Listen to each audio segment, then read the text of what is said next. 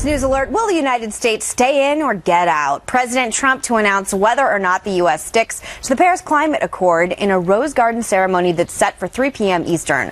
What his decision will mean for America and the world. This is Outnumbered. I'm Meghan McCain. Here today, Harris Faulkner, the anchor of the Intelligence Report with Trish Regan on Fox Business. Trish Regan, Republican strategist and former spokesperson for President George W. Bush. Mercedes Schlapp. And today's hashtag One Lucky Guy, Iraq and Afghanistan veteran and Fox News contributor Pete Hegseth. Pete, you're outnumbered. Great to be so here. So good to have you back. It's June 1st. Yes, it is June 1st. It's Friday Eve, baby. Hey, that's even better. Yes, it is. Do it. All right, let's get started. So will America stay or will we go? With all eyes on the White House, sources telling Fox News that President Trump is in fact expected to pull out of the Paris Climate Accord Pact. Doing so would fulfill a campaign promise and be seen as a win for the economy and jobs by his supporters, as well as a blow to President Obama's legacy. Here's former senior communications director for the Trump campaign, Jason Miller.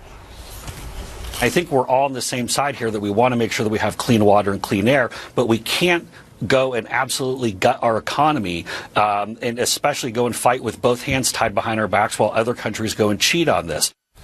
But one of the Senate's biggest voices on the dangers of climate change, Democrat Ed Markey, says pulling out of the Paris Agreement would have disastrous consequences and signal America's, quote, retreat as a world leader. If President Trump announces that he is going to unilaterally pull the United States out of the climate accord that the rest of the world has signed on to, with the exception of Syria and Nicaragua, then it will be an economic, a national security, a public health, and a moral failure for the United States of America. Meantime, anti-tax activist Grover Norquist believes President Trump is in a no-win situation, telling the New York Times, quote, everybody who hates Trump wants him to stay in Paris. Everybody who respects him, trusts him, voted for him, wishes for him to succeed, wants him to pull out. Okay, that's a lot, Pete. Looking like he's probably going to pull out of the Paris Agreement. What do you make of all of this? And to me, that's a win-win. It's delivering on a campaign promise he's had. This climate accord is a bad deal for America. And if you look at this through the lens of America first, you don't want a redistribution of wealth, international redistribution of wealth away from America to other countries, and frankly, a transfer of sovereignty. Even though it's voluntary, you're effectively giving decisions to international bureaucrats and technocrats and taking them away from lawmakers here. So this is a president who sees the Islamist threat as a key threat, whereas the left and the Democrats today see climate change as their religion. They're climatists. That's why they panic about this. They refuse to see Islamists as the problem, and instead they want to fight the weather. And so he's saying, nope, this is a bad deal for America. We're going to have clean water. We're going to have clean air, kind of like Teddy Roosevelt. We're conservationists, but we don't need to bow at the altar of climate change. Mercedes, do you agree with Grover Norquist that this is a no-win situation for our president? No, I think it's a win-win situation for the president. I think that it's very clear that President Obama went too far from a constitutional standpoint. This is a treaty. This is binding the United States and future presidents to this. They did not go through the ratification process. Guess what? 128 countries did go through the ratification process. So what's the message that you're sending here? We have to go through Congress. It has to get ratified. It never happened. Just like the Iran deal. Exactly. Yeah. So then what are we dealing with here? You're setting up a situation where, for example, the Sierra Club or several other environmental groups could legally challenge the president if he were to stay in the Paris Treaty and would not, the Paris Agreement, and would not get out. I mean, that presents problems. And at the end, guess what? This is all about money. The United States and Europe, they would have to put in billions of dollars to help other countries reach their goals. That's right. So I think for the American taxpayer, it is actually a win situation. You know, Trish, the politics of this can't go unnoticed. It was reported that Ivanka and Jared Kushner were big proponents of him staying in the deal. Steve Bannon, Scott Pruitt ardently wanted him to pull out. Does this signify anything to you about who he's listening to in the White House? Well, I think that all of the troubles that have surfaced, whether any of them are founded or not, with Jared Kushner has put him in a more vulnerable position, for sure. That said, there's a political component to this. I mean, he made a promise on the campaign trail. And the base, think about the base, they want him to fulfill those promises. The climate accord, to your point earlier, I mean, we're in an environment now where the left has said the most important issue for the entire world is climate change, yet we're dealing with terrorism. And so I think if he goes out and says, okay, I'm not going to be part of this anymore, what it's doing is it's sending a message to his base. It's a political message, and it's saying, I care more about jobs than this climate thing. Yeah. So I'm curious and would want to ask the president, does it have to be mutually exclusive? And something happened over the weekend. I don't know if it was a trial balloon or what it was, but there was some suggestion and talk that maybe the president would look at staying in so he could change the agreement from within. It would be apparent that that's not going to happen this afternoon at 3 p.m. Eastern, and you want to be watching Fox News for this. But what is the alternative? He does have to then come forth with some sort of an idea of what we will be doing. So what will the policy look like? Will there be zero? Is he meeting with corporation heads to make sure that whatever can be done at that private sector level will be? I tend to think I see this president doing that, and I just wish people would take a beat and see what his plan is at 3 p.m. Eastern today, because there will be more commentary than just we're pulling out. There has to be a timetable for that. It has to look like something. He is delaying so that he can get this right. He's been criticized for not necessarily rolling some things out right. Let's watch and see how he does this time. I think that's a great point. He's willing to be sensible to business interests. This is a businessman that understands how regulations like this and advantageous, not just sensible. Advantageous to businesses. Right. There's a way you can be responsible with the climate without crushing regulations to businesses, and he probably understands that. He does understand that American legislators do it better than someone in Brussels is going to do it, and the left is never going to do it because they're in bed with the enviros, and they've turned their backs on the unions and the workers a long time ago. There's something that happened in America. It's called the fracking boom, and that fracking boom is what's called the emissions to come down in America. Guess what? China, because they're part of the Paris Agreement, and you see Merkel hanging out with the Chinese president, they don't have to. They can increase emissions until 2030. Right. They don't even have to abide by the same rules that the United States is abiding by. The thinking, right, from China's perspective, or India, which is also guilty of the same thing. And their perspective is $5 billion. We haven't had the benefit that you guys all have had. You've been able to have all these carbon emissions over the last several decades. We got to get our shot at it, too. Yeah. Well, if you're Donald Trump, why not approach us and say, look,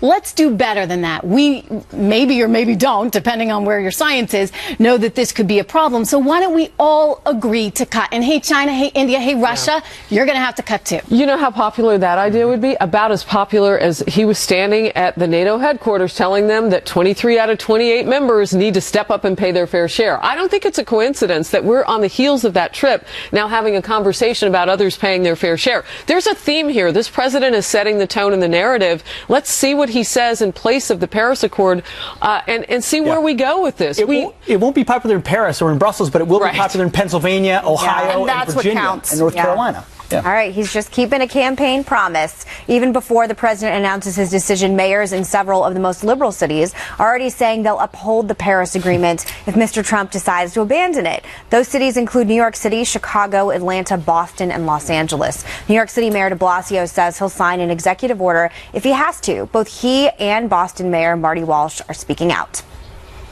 This is a dagger aimed straight at the heart of New York City. Donald Trump is from New York City. He should know better. He makes no sense. It's dangerous. And we in New York City are going to have to take matters into our own hands. And by the way, that's what cities all over the country and all over the world are going to do. That's what states and provinces are doing. It shouldn't be this way, but it's what's necessary. No matter what the president decides, I want to make it absolutely clear that the White House and our partners worldwide that the city of Boston will not back down. I call on cities nationwide to do the same. So this reminds me of the sanctuary cities. Obviously, you know, Mayor de Blasio and Mayor Garcetti are also taking matters into their own hands, not abiding by federal law. Probably know what you think of this, but let me know, Pete. Well, actually, a little bit different. And it's different in that in sanctuary cities, you're refusing to enforce the law. Mm-hmm. In these cities, they're going to say, we're going to go above and beyond. I say, go ahead. If you want to increase regulations within your own municipality and make business more difficult or be more focused on green energy, fine. If you think that's economically viable for you, you do your thing. Citizens get to choose whether they want to pay more taxes to have more focus on green energy and less carbon emissions. Do businesses want those regulations that make them less competitive in other cities that are not bowing at the altar of climate change? So do what you want, Mayor de Blasio. You're only going to hurt businesses in your own municipalities. So, Harris, you and I have talked about, I used to live in Los Angeles. I used to work for a company that was completely, altogether environmentalist. And I remember having conversations, and they were asking me, why do people in the middle of the country don't respond to us in the same way that I do? And part of it is, I always use Leonardo DiCaprio as the classic example. Hanging around on yachts, going on his private jets, having a much larger carbon footprint than any average American, saying to average Americans, you need to give up your jobs, you need to make all these changes in your life, which, by the way, are going to be a lot more expensive, and I'm not going to do anything, but the onus is on you. And I think this debate, we can all be conservationists. We can all want to have clean water in the Grand Canyon. But when you get to a point where you're in this dystopian existential crisis, telling average Americans this is more important than your jobs and ISIS, no wonder you've lost the majority of support. Well, it's politicized. And I think Americans, at least, and I don't have to think it, I know it's true, they're so divided that they're looking for issues where they can come together that potentially affect their lives immediately. That's why they want the domestic issues like Obamacare replacement, repair, whatever it is they're going to do to it to come forth before anything like this, because they feel the immediate effects of it, and they want to take that politics arm out of it if they can. I don't know that you can necessarily do that with anything much, but this feels otherly to many people. This is not an immediate thing for them. Now, if this releases some regulations, if this empowers corporations to create more jobs because they don't have to meet all of these kind of arbitrarily set gates for us to hop through, then they'll feel it immediately, and they would probably have a voice. And yeah, we like this. If you're a taxpayer in New York City, which I am at the moment, and you have Bill de Blasio saying it doesn't matter, we're going to go on our own regulations, how do you think most New Yorkers are going to respond to this? I think that Pete makes a very good point.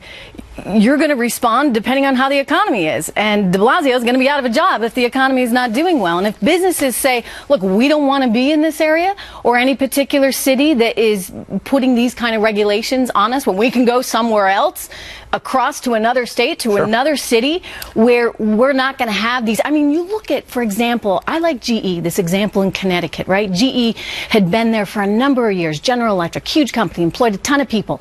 Well, they raised taxes in Connecticut, so GE said, see you later, and they're moving to Massachusetts. It's the same thing here. You can't overregulate. That's right. All right, let's break in with some breaking news now. This is just coming together, actually, as I was speaking. So let's get to it. She can multitask. FBI Director James Comey now. We have a firm date on when he will testify, and here's what we're being told. He will be testifying both in open and closed-door session with the Senate Intelligence Committee. That is next Thursday, 10 a.m. East Coast time. And we want to talk about this for just a second. Let me set it up this way and remind everybody of what the stakes are at this point. This is a man, Pete, who said that our president, in no uncertain terms, wanted him to back off an active investigation. That's right. Of General Michael Flynn at the time. Yeah. Right. And potential Russian connections and the problems we know, because we've been reporting them here on Fox News, that Michael Flynn has had.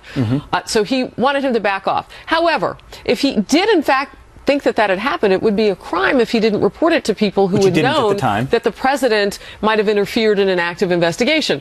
Comey never did that. He never reported it. So is he in the wrong? We've been waiting to see the memos that he says exist. They're very redacted. I don't know that they would help much anyway.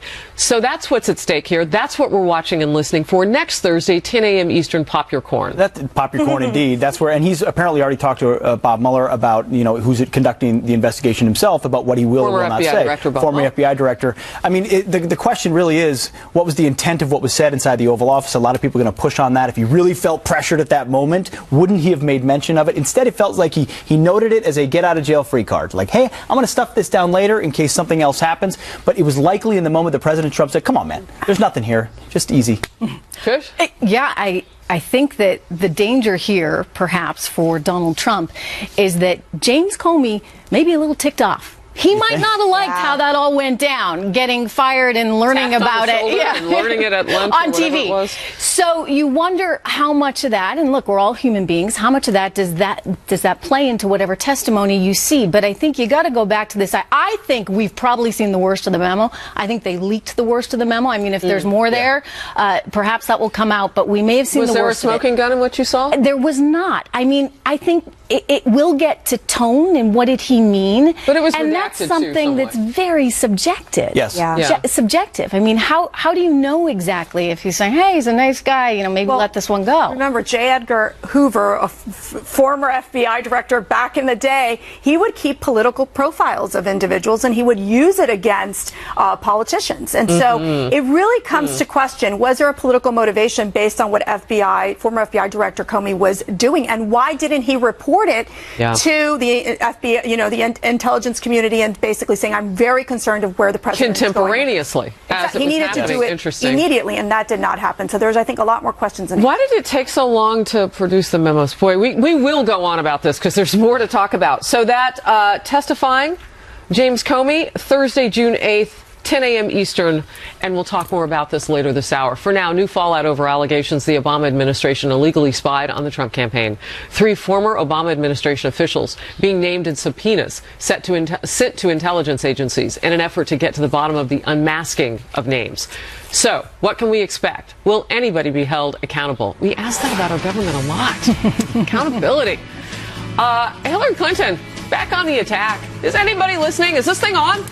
Blaming virtually everybody but herself for her 2016 election loss. Whatever happened to taking responsibility? So it's a theme: accountability, responsibility. We'll talk about it all. And after the show, we're going to pop up online, foxnews.com/outnumbered. Click on the Overtime tab, or you can watch us live on Facebook. We appreciate that. Tell us where you're watching from, too. Our handle is Outnumbered FNC. And tweet, little birdie. We're already on our phones. We're coming right back. Intelligence Committee Chairman Devin Nunes has issued subpoenas to the FBI, the CIA, and the NSA. And he's stepping up the investigation into which former Obama administration officials requested the unmasking of President Trump's campaign officials in classified reports, which later, as you know, got leaked to the press. That's how we knew the names. The subpoenas specifically name former National Security Advisor Susan Rice, former CIA Director John Brennan, and former UN Ambassador Susan Power. But none is formally accused of any wrongdoing. President Trump tweeted this morning, quote, "The big story is the unmasking and surveillance of people that took place during the Obama administration." Meanwhile, former CIA Director James Woolsey says, while it's too soon to tell where this is going, it would be a major concern if classified information was handled as it's being alleged. Watch. But then if you go further and you unmask and you show it to people who don't have clearances or don't have a need to know, you've, for whatever reason, political or whatever, you've done a very bad and dangerous thing from the point of view of classified information in the country. Why is it dangerous, Pete?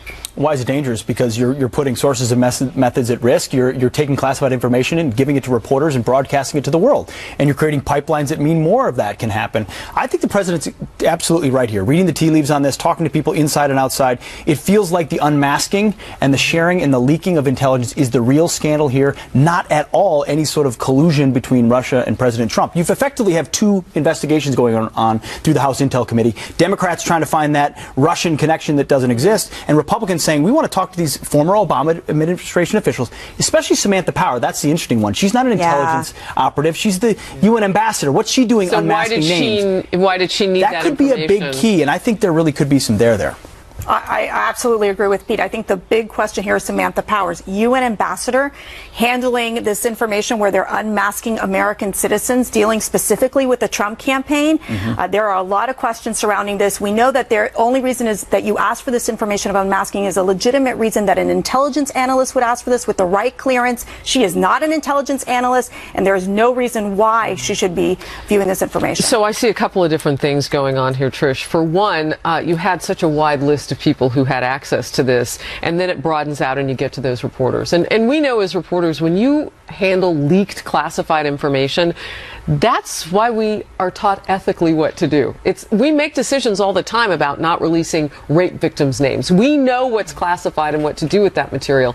But now it's kind of, as you said, almost in the vernacular, almost in the bloodstream of doing this. Yeah, and I think that so many reporters right now aren't really reporters, but sort of people with agendas, and they don't like Donald Trump. They absolutely don't, and they still wish Hillary Clinton had won, and so they can't quite get over that. So if they hear of anything that's classified and leaked coming out, their decision perhaps is one in which they will move too quickly to release that information. They're not taking the pause. They're not triple checking necessarily. They just want to get it out there. And I, for one, I'm sure you all do as well, I find this very frustrating as a journalist because you feel like you're dealing in all this innuendo and, you know, this leak source said this or this. And it's like, well, what is actually there on all sides of this? But it's not just journalists. I mean, we're at a place now where MI5 is not going to share their intelligence about their recent terror attack because they don't trust that we're not going to leak everything, every piece of information everywhere. Those are real life ramifications about security risks that we're seeing play out in real life and making Americans less safe.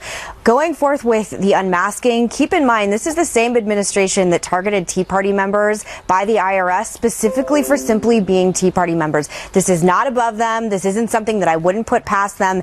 And for whatever reason, this specific story, which I still think this is the Watergate of our time if this ends up being true, it's incredible to me the lack of attention it's getting. Yeah, it is. I want to ask you about that. What do you think about that? No, this is not the bullseye that it should be in terms of the focus of an No, it's because the chattering left-wing classes, it's not about patriotism anymore. It's not about love of country, a civic duty of what you do with this intelligence. It's get it out there as quickly as possible because they've been baptized in social justice as global citizens, truly in academia as they go through. They don't have the same allegiance to God and country, and so they're happy to get the story, get the scoop, get the click, and especially because it's President Trump. Then they can undermine him using anonymous sources. Why do we trust the Washington Post and the New York Times?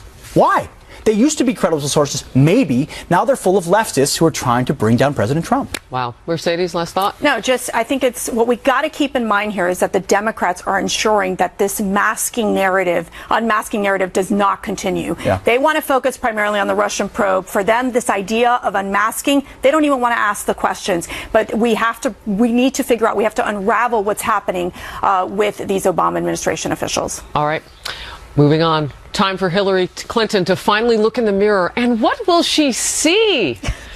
How she blames virtually everybody and anything but herself and her own campaign for why she lost in November. We're still talking about this because she's still talking about this. This is her list of grievances for why she came out the loser is growing and growing. Oh, look, we're scrolling it. I'm going to give you a warning. Jesus, take the wheel in this next segment. Who doesn't she blame? Hillary Clinton coming out swinging as she lists the excuses, and there are many, for why she lost the presidential election. For starters, the losing candidate suggests Trump voters are racist, and then that the president colluded with the Russians. Watch. He really understands how to inflame people. Whatever resentment or point of anger that you may have, if he can get into it, whether it's race or sex or xenophobia or anti-Islamophobia. The Russians, in my opinion, and based on the intel and counter-intel people I've talked to, could not have known how best to weaponize that information unless they had been guided. And here's guided by Americans. Guided by Americans. But you're leaning Trump. Yes. Okay. Yes, I'm leaning Trump. I think it's pretty hard not to. Doesn't stop there. Hillary Clinton also taking shots at her own party, sexism, and the media for why she lost. All part of a laundry list of grievances. I inherit nothing from the Democratic Party. What do you mean nothing? I mean, it was bankrupt. It was on the verge of insolvency. Its data was mediocre to poor, non-existent, wrong.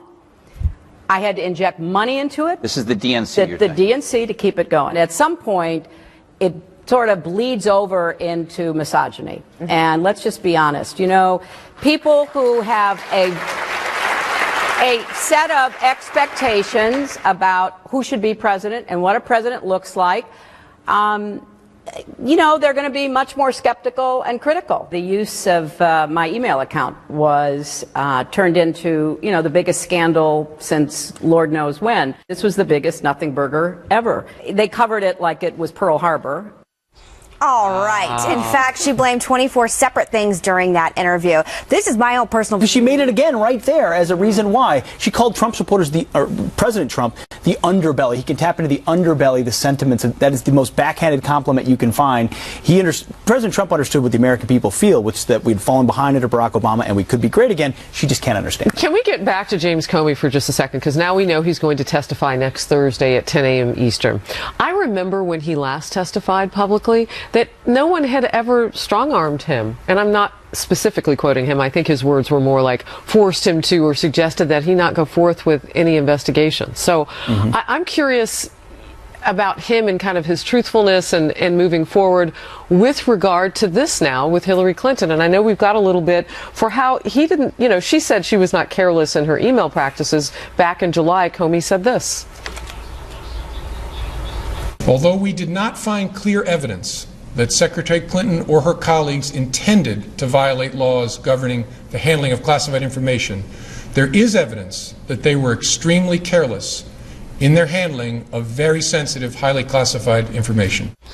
So with the current president, he's saying one thing about how I was never asked to stop any investigation, blah, blah, blah. And at the same time, he's saying this about Hillary Clinton.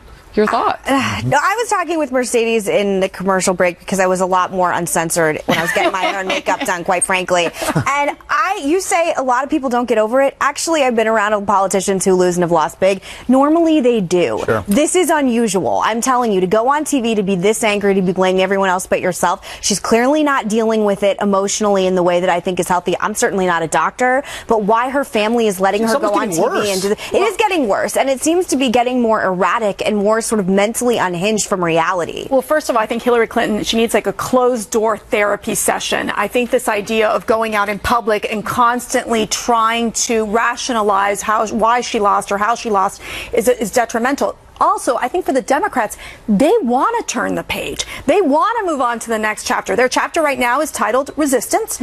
But for the most part, they don't want Hillary Clinton just rehashing the election over and over again. No, I don't think she'll run again. But now we're talking that Joe Biden is, by the way, he just probably should have run from the get-go. The problem Hillary Clinton had and will always have is that she is not likable. She's not a good politician. She doesn't seem to really like people the way you kind of need if you want to be successful in this business. I mean, you know that, Megyn. You have to genuinely want to be out there on the trail talking to people. She didn't. And that is precisely why she lost. And her message was off. I mean, her message was off. I mean, wow, throwing shade at the DNC. Everybody loves when you Do we have time for the Twitter battle that went on back and forth between President Trump and Hillary Clinton? President Trump tweeted out, "Crooked Hillary Clinton now blames everybody but herself, refuses to say that she was a terrible candidate, hits Facebook and even Dims and DNC." So he takes her on that. And then Hillary tweeted this: "People in confefe houses shouldn't throw confefe." So she's following him. Confefe is that typo word that was in President Trump's Twitter feed. She's probably watching cable news all night long, obsessing over every small detail. I'm telling you, as someone who was part of an election where it lost, this is not the way to do it. You have to focus on the greater good. You have to focus on what's good for America and your party, by the way, at large. And let's remember, Hillary Clinton spent 6 times more than Donald Trump, and she still wasn't able to win. She didn't go to those battleground states. She was off on her economic message, and that's where President Trump was very successful. So I think for Hillary Clinton, it's time to get off the stage, turn off the lights, and just move on to a charitable organization. Do something else. Just get out of the Clinton Foundation. Maybe she needs to go find something. No, not Clinton Foundation. It's not going to happen, though. When you have Chelsea also going on TV on The View talking about Clinton 2020, their inability to move on for the good of the country is unlike anything I've ever seen in my entire life. The good of their own party. This is bad for their party, and it's bad for America. All right, we have just learned that former FBI Director James Comey will testify publicly in the Senate next Thursday morning about his conversations with President Trump. But Mr. Trump could use his executive privilege to block him, whether he should and what the consequences could be.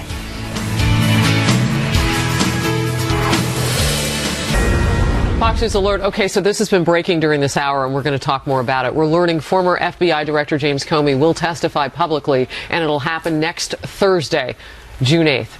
He'll go before the Senate Intelligence Committee, where he'll likely be asked about several interactions with President Trump, including one in which he claims the president encouraged him to stop investigating former National Security Advisor Michael Flynn. Comey has already spoken privately with special counsel Robert Mueller to ensure his testimony does not jeopardize Mueller's investigation. But the New York Times is pointing out the president could block his former FBI chief from testifying by invoking executive privilege. What happens if he does that, Mercedes?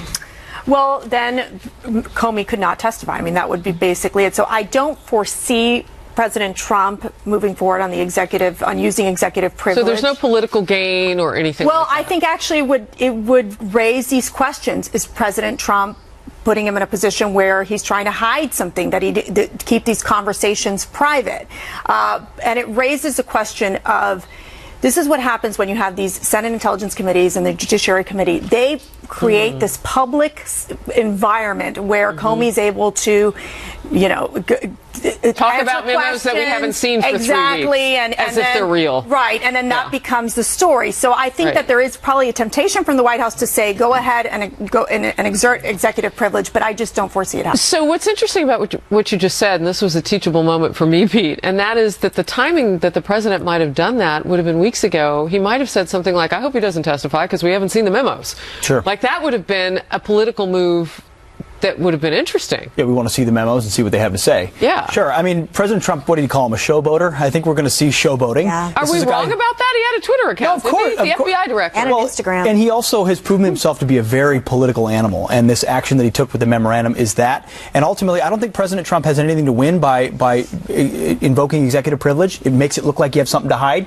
He doesn't, I believe, in this case. And he says, hey, I just kind of, if I made a comment, it was an offhand comment. Hey, this guy didn't do anything. Hey, it's not, I mean, those types of conversations probably happen more than we know. You just don't always have a political animal in the FBI director who documents it, and then when he gets fired, which the president has every right to do, says, I'm going to leak this out for my own benefit. But this is a double-edged sword for him, Trish, because if he documented it and didn't raise it to intelligence officials as a problem that the president or anybody had interfered in any way with an investigation, that's actually not just untoward, it's illegal. You're absolutely right. And so this is why it's going to be challenging for James Comey. If he says, I felt as though the president was trying to influence this or shut down this investigation, then guess what? He didn't do his job. He did not do his job. And I hope that we can all have more faith in the FBI director than to think that if the president is telling him to shut down something, that he doesn't say something about it. Yeah. But we don't have faith in the FBI director. That's the problem. He's such a deeply politicized figure on both sides throughout the election that it's difficult for me to even comprehend something he could say if he does end up testifying that's going to sway people, especially a lot of Trump's hardcore supporters, to think, oh, Eureka, actually, I believe you. You don't completely, what is this moment that we think is going to happen? So the damage he has done are completely self-inflicted wounds, and all of these problems are his own. And your credibility is all you have, especially as the leader of the FBI. So going on the stand, I just don't know what kind of clarity we're even ultimately going to get. Because as you pointed out, Pete, these memos that he was making, we have reason to believe maybe they were politicized at the time because he knew that, he could possibly be fired. Yeah. Interesting. I know I mentioned Twitter, you mentioned Instagram. The point of this is that he was the FBI director at the time, weighing in and out of investigations around a presidential election. It's interesting. President Trump's former campaign manager, Corey Lewandowski, has issued a stark warning to Republicans: align with the president or lose your seats in 2018. Is he right? That's next. Outnumbered in just a minute, but first to John Scott with what's coming up in the second hour of Happening Now. Hey, Megan, in our next hour, we're awaiting that Rose Garden ceremony from President Trump. He'll be announcing his final decision on the Paris climate deal. We're also learning former FBI Director James Comey will testify before the Senate Intelligence Committee on Thursday, June 8th. And in the other chamber, the House Intel Committee issuing new subpoenas. We've got Fox team coverage ahead on Happening Now. Megan. Thanks so much, John. Thanks. President Trump's former campaign manager, Corey Lewandowski, issuing a stark warning to Republicans. Get in line with the president or risk losing your seats in 2018. Watch him here. President Trump was elected to change the country, and you can get on board that train or you can lose your next election, because I can promise you this: The Democrats have a different agenda. They have forgotten about the middle class. They've forgotten about infrastructure. They've forgotten about the people who voted for Donald Trump for change. And if you don't want to provide that change, in 18 months, we're going to have another election. And what that means is if the Democrats take control of the House, the agenda that this president has outlined on the campaign and continues to try and implement will be gone. But moderate Republican Senator Jeff Flake is testing that theory. He's keeping his distance from President Trump. He's speaking frankly about Republican shortcomings in Washington. Now he faces a conservative primary opponent, which he admits has made his reelection more difficult, saying, and I quote, "If I wanted an easier path through the primary, then I would line up more with where the president is. It'll be a tougher path than I could have had, or would have had, but I think I'll get there." I'm going to go to you, Mercedes. How challenging is it going to be for Flake and for others that are running that are not in the Trump camp? Well, look, there's about 25 of these districts that are the swing districts. There's more than those, but those 25 specifically where Hillary Clinton won those districts last year in 2016.